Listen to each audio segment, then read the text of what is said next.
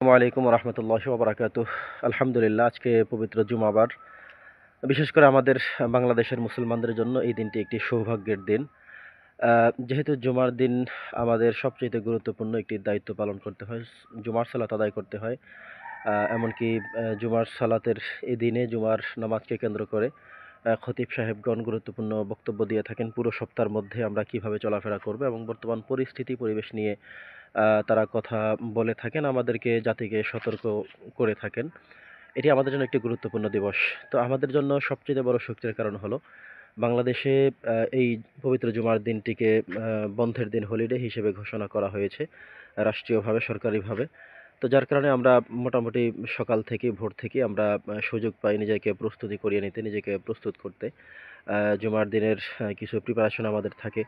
আমাদের অনেক পরিষ্কার পরিচ্ছন্ন হওয়া, একটু রিল্যাক্স করা, কিংবা যারা খতিব রয়েছে আমরা তাদের আলোচনা প্রস্তুত করা সহ আমরা এই কাজগুলো করার সুযোগ পাই, যেটি অন্যান্য অনেক মুসলিম কান্ট্রিগুলোতেও এভাবে হয়ে থাকে না। তাদের ফ্রাইডে এটি হলিডে না, শুক্রবার তাদের বন্ধ না, বরং বিভিন্ন দিন তাদের বন্ধের দিন হিসেবে ঘোষণা করা আছে। তো এই জন্য আমরা এটা কৃতজ্ঞতার একটি বিষয়। দ্বিতীয় কথা হলো সম্মানিত খতিব সাহেবদের উদ্দেশ্যে, যে আমরা আসলে অনেক মসজিদের খতিব আছে এমন যে জুমার দিনে সমসাময়িক বিষয় নিয়ে মূলত গুরুত্বপূর্ণ কথা বলতে হয়। এটি কিন্তু উত্তম। এই গত সপ্তাহে, এই রিসেন্ট সপ্তাহের মধ্যে ঘটে যাওয়া বিষয়গুলো নিয়ে আমাদের কথা বলা প্রয়োজন। আমি কয়টা আর বলবো, যেমন ভারতের যেই পরিস্থিতি, মুসলমানদের উপরে তাদের যে নির্মম অত্যাচার, নির্যাতন, অবিচার, মসজিদগুলো গুঁড়িয়ে দেওয়া হচ্ছে, মুসলমানদেরকে তারা সংখ্যা লঘু হিসেব করে তাদের উপর যেভাবে নির্মমভাবে নির্যাতন করা হচ্ছে, এটি অত্যন্ত দুঃখজনক এবং গর্হিত কাজ। অথচ তারা আমাদেরকে বারবার সবক দেয়, তারা আমাদেরকে পড়ায় যে বাংলাদেশে হিন্দুরা, হিন্দু ভাই যারা, বোন যারা রয়েছেন তারা সংখ্যালঘু, তাদের প্রতি অবিচার হচ্ছে। কিন্তু আসলেই না। কখনোই বাংলাদেশের কোনো মুসলমান একসাথে গিয়ে রাষ্ট্রীয়ভাবে অথবা কোনো একটি জনগোষ্ঠী একত্রিত হয়ে তাদের কোনো মন্দির, তাদের কোনো ঘর বাড়ি, তাদের কোনো স্থাপনা, তাদের কোনো ইবাদত এর জায়গায় বিঘ্ন ঘটিয়েছে সামষ্টিকভাবে, এমন কোনো নজির কিন্তু বাংলাদেশে আজও পর্যন্ত কেউ দেখাতে পারবে না। দু একটি বিচ্ছিন্ন ঘটনা, এটি হতে পারে ব্যক্তিগত কোন দলের কারণে, বিভিন্ন কারণে হতে পারে, কিন্তু সামষ্টিকবদ্ধ না। কিন্তু ভারতে যেটা হচ্ছে এটি অত্যন্ত গর্হিত কাজ। এ বিষয়ে আমাদের ইমানদারদের করণীয় বিষয়ে কথা বলা যেতে পারে।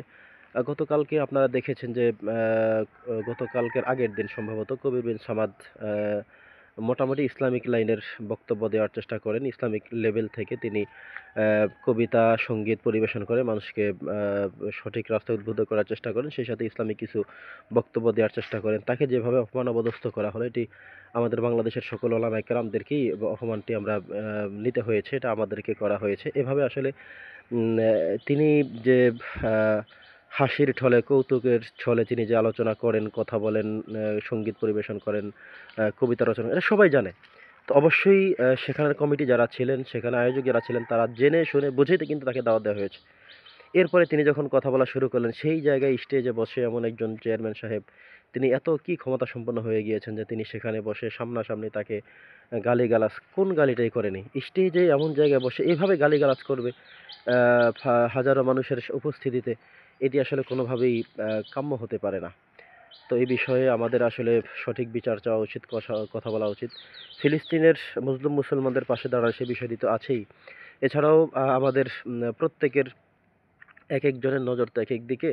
আমাদের বাংলাদেশের সমসাময়িক বিষয় আরও গুরুত্বপূর্ণ যে কথাগুলো হতে পারে, ইসলামিক দলগুলো নিয়ে কথা হতে পারে, এই বিষয়ে আমাদের সতর্ক থাকার বিষয়ে কথা হতে পারে। আহ, এরপরে আমাদের অন্যান্য দল গোষ্ঠী, আমাদের সরকার সহ সকল বিষয়ে, এমনকি আপনার সমাজে কোন বিষয়টা নিয়ে বর্তমানে সমস্যা চলছে সেই বিষয়ে কথা বলা উচিত। এগুলো আসলে কোনো কোনো বক্তা, কোনো কোনো ওলামায়ে কেরাম তার এই সমস্ত বিষয়গুলো নিয়ে কথা না বলার কারণে হয় কি, যে আপনার সমাজে কি সমস্যা সেটা আপনি লক্ষ্য করলেন না, কথা বললেন না, ফলে মানুষ কিন্তু আপনার থেকে দিক নির্দেশনা পেল না। এটা কিন্তু আসলে হতে পারে না। যখন দিক নির্দেশনা আপনার থেকে কোরআন সুন্নাহর আলোকে পায়নি, তখন সে তার মতো করেই চলছে, অন্যায় সে তার মতো করেই করে বেড়াচ্ছে, করে যাচ্ছে।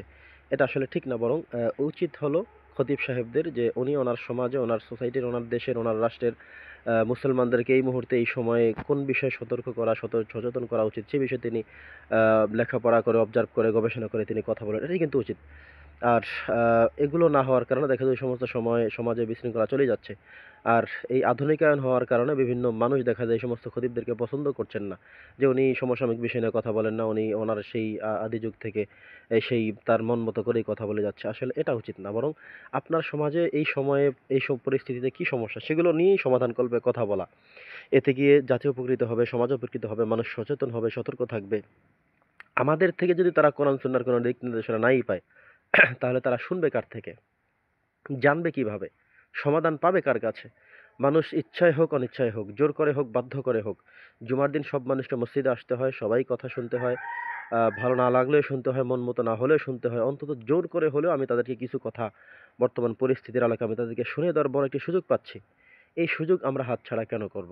আমি আহ্বান জানাবো, আশা করব সম্মানিত খোতাবে কেরামদের প্রতি আপনারা বাস্তব চিত্র নিয়ে কথা বলবেন এবং মুসলিয়ানে কেরামদের মধ্যেও আমরা এই বিষয়ে কথা বলব যে আপনারা আপনাদের খতিব, ইমাম উপযুক্ত পরিমাণে নিয়োগ দিবেন, তাদের থেকে ভালো কথা শুনবেন অথবা তাদেরকে স্মরণ করে দিবেন, হুজুর আজকে তো এই বিষয়ে কথা বলা দরকার, নামাজের আগে কথা বলতে পারেন। তাদেরকে এই বিষয়ে উদ্বুদ্ধ করতে পারেন যে, হুজুর এই বিষয়ে আজকে কথা বলা প্রয়োজন, কিংবা আজকে কী, কী বিষয়ে কথা বলছেন এই বিষয়টাও সাথে সম্পৃক্ত করতে পারেন। বা আমাদের সমাজে এই সমস্যা, আমাদের এখানে এই পরিস্থিতি এর থেকে প্রতিকরণের বিষয়ে আপনি একটু কথা বলা দরকার।